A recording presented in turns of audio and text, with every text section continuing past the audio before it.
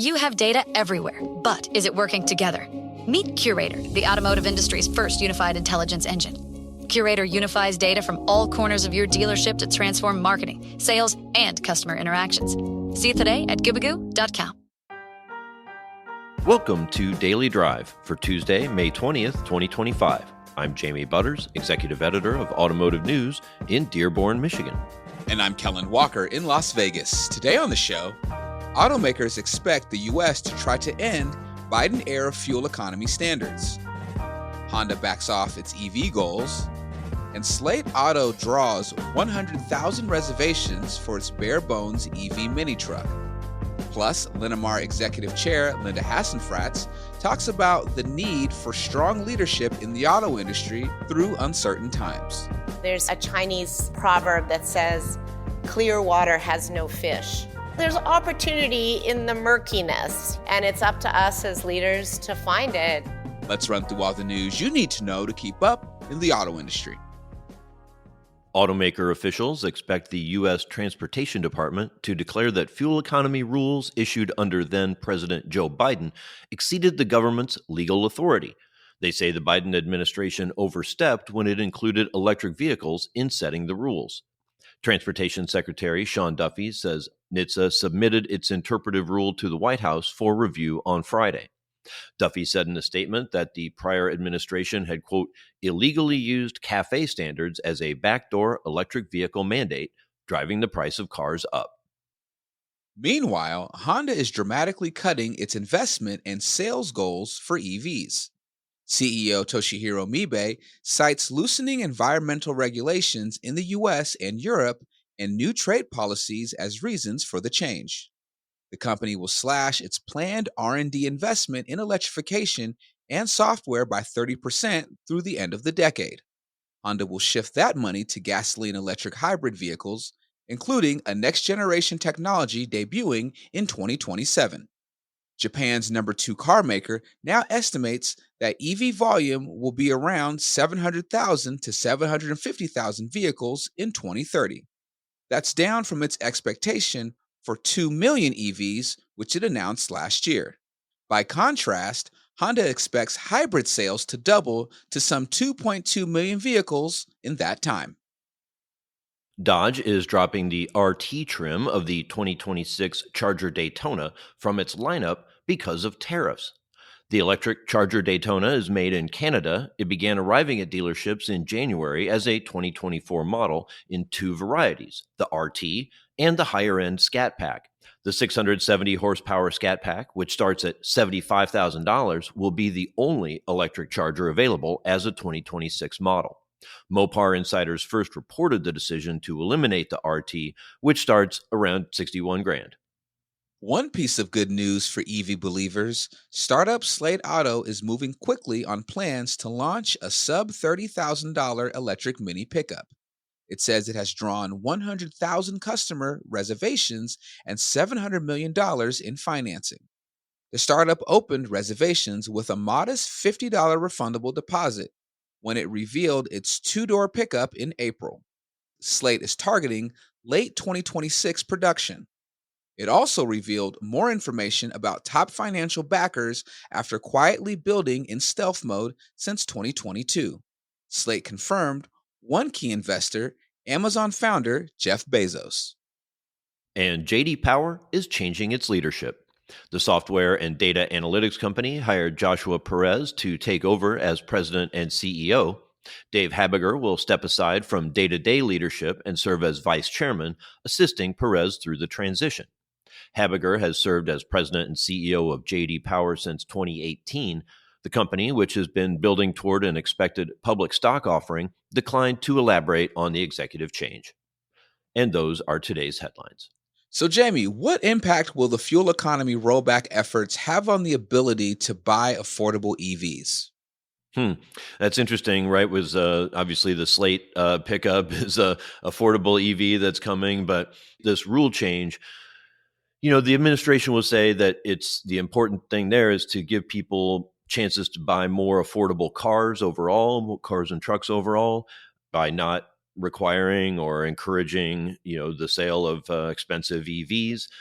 The administration really is not a fan of EVs. I don't know if they care much about there being affordable EVs out there, but like we said, there's slate effort is out there, and maybe we'll see some. There seems to be some market demand, but they may not get a lot of regulatory credit for them. Gotcha. Coming up, Linamar Executive Chair Linda Hasenfratz discusses her leadership strategy through uncertain economic times. That's next on Daily Drive.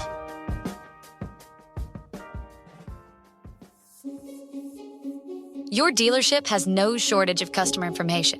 But when that data is conflicting, messy, and spread across a multitude of platforms, it's impossible to activate properly.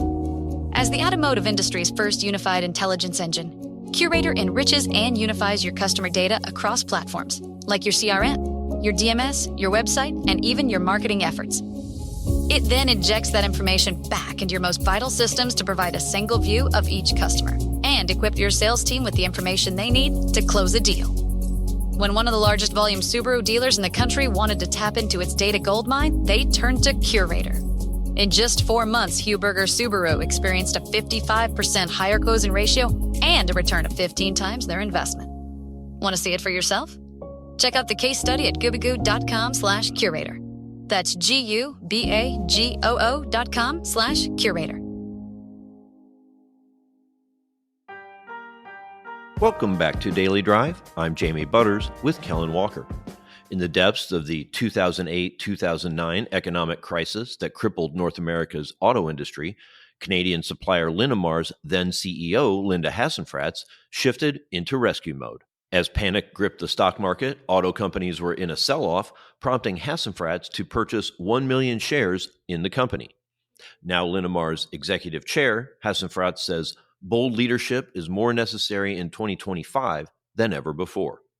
Automotive News awarded Hasenfratz with a Centennial Award as we turn 100 years old and honor living legends who have steered their companies through stormy seas. Hasenfratz spoke this morning here at the Automotive News Leading Women Conference in Dearborn, Michigan. She spoke on stage with our Senior Vice President of Editorial, Chrissy Taylor. Here's a piece of their conversation. You mentioned stepping down as CEO last August and becoming executive chair. What surprised you most about letting go, and what hasn't changed about your day-to-day? So I like to think of it as a stepping up. Okay, that's fair. That's fair. That's way better phrasing. My apologies. Definitely. Yes, stepping up. Yes. Stepping up into executive chair. So, I'm still in an executive role, so I'm still, full-time, so it's not like I've sort of stepped back. In fact, my husband said to me, let me get this straight. You're no longer CEO, but I see you less, and you're you're working more hours and traveling more than you ever have. Like, this didn't go the way we thought it would. Yeah. Yeah, exactly. So, I did retain investor relations and government relations as the lead, and I'm still very focused on long-term strategy and work very closely with our CEO, Jim Jarrell, as I have for literally 30 years. Yeah. So. The succession is not different to what I just described to you, that, we had been working on it for 3 or 4 years in the sense that I was slowly giving more and more responsibilities that, might be attributed to the CEO to Jim. So by the time we actually made the switch last August, it didn't feel super different because he was already doing a lot of those things. I think the biggest difference was really the rest of the senior team went under him instead of being under me. So, suddenly he's my one conduit for information of what's happening. So I think that was probably the biggest adjustment was, how do I continue to get the information that I need to know what's going on, without overloading him. So, we've put some reporting in place and we've got some regular get-togethers that we're doing, and that's definitely helping. At the moment, my role, in addition to what I just described, actually the majority of my time I'm spending with our plants doing cost-saving work and helping them around operational efficiencies and driving efficiency in their plants, which I love. We call the process CAT. We're big on acronyms. You're not alone. It stands for Cost Attack Team. And so I'll go into a plant and I'll spend, between 4 and 6 hours just going through very meticulous elements of cost. We have a few different types of CATs that we do. And I really love it because for many reasons. One, obviously we're saving money, so that's great. But importantly, I think there's a lot of teaching and learning that's happening. Like I'm bringing, and like it's not just me, I've got a team that we go in, we're bringing ideas to the table, but like every CAT, I learned something too. Something interesting, they're doing something different that they're doing that I can take back and take to the next place as well. And I think it's a great way also to sort of perpetuate the culture of our company, which is one that focuses on all improvements, small things that add up, and big things as well. So really being dedicated to that innovation and efficiency, doing it today. Like if there's a question that comes up, how much are you paying for your compressor oil? I was just talking about compressors a minute ago, so that reminds me. They say, I'm not sure. Well, let's call somebody. Let's find out. Like, let's get the answer right now and see, give you a goal of, what you should be paying. So I think it helps perpetuate the culture. And then really importantly, I think it gives me a front row seat to young talent in the organization that I wouldn't normally get to meet with, like young tooling buyers and maintenance buyers and engineers that, we might not cross paths. And I really like that as well. Because I bet they do too, right? Like to have the executive chair come in and get that kind of face time has got to be great for them. Yeah, and, I love hearing their ideas. And, so it's a great sort of interactive session that's meant to be positive, right? It's meant to be about, finding opportunities. And it's not about, finding something that they've done wrong. Yeah. Like I think at first people if it's their first CAT, they're a little scared that that's what it's all about. And it's not at all. I mean, things are constantly changing in terms of new technologies and, tooling and equipment and, new ideas. So there's always new ideas that you didn't think of when you set that job up. So, for sure there's going to be opportunity to improve. So you mentioned part of your step up into executive chair has you dealing with government relations, which I imagine has you very busy right now with the tariffs. So let's talk a little bit about that. So obviously they're dominating our headlines, as I'm sure you're all reading every day. On your recent earnings call, you said Linamar actually picked up 200 million Canadian dollars in business because of U.S. duties. How did you turn what could have been potential pain into opportunity? Yeah, the 200 million that we picked up was actually takeover work, so it wasn't exactly related to tariffs. It was more a reflection of what feels like a lot of distress in the supply base right now. I would say, particularly in Europe, the supply base is really in not very good shape. It's been a tough, few years, like really since COVID. The volumes just keep coming down, and big bets on battery electric that didn't pan out, and now a lot of companies are really struggling. So we've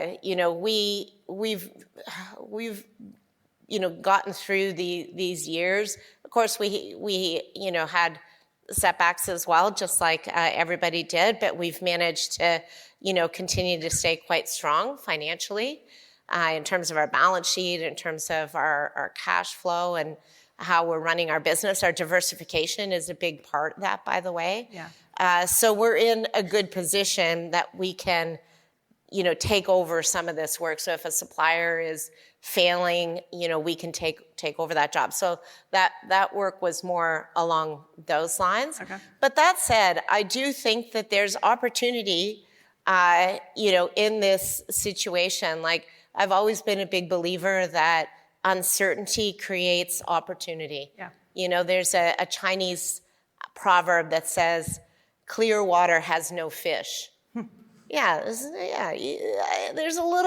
opportunity in the murkiness, and it's up to us as leaders to find it. And I think that there will be a lot of opportunity. I mean, it is a bit chaotic at the moment and uncertain, right? And I think that's what has most people feeling anxious, is the uncertainty. And, and I think we just need to we need, as best you can, like look past the noise a little bit and stay focused on long-term fundamentals, right? Like, you know, where should I manufacture? What business should I be in? What kind of products should I be focusing on? Don't make decisions on that based on something that could be imposed tomorrow and removed the next day. Yeah. Right? Like that's way too short term.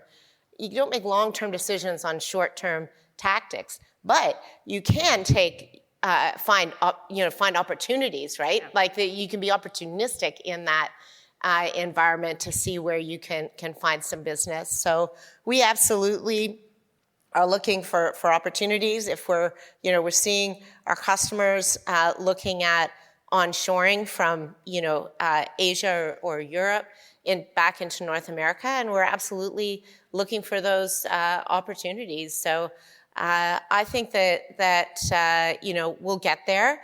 I do think that there's going to be some steps that USMCA will need to be renegotiated. Yeah. So USMCA 2.0.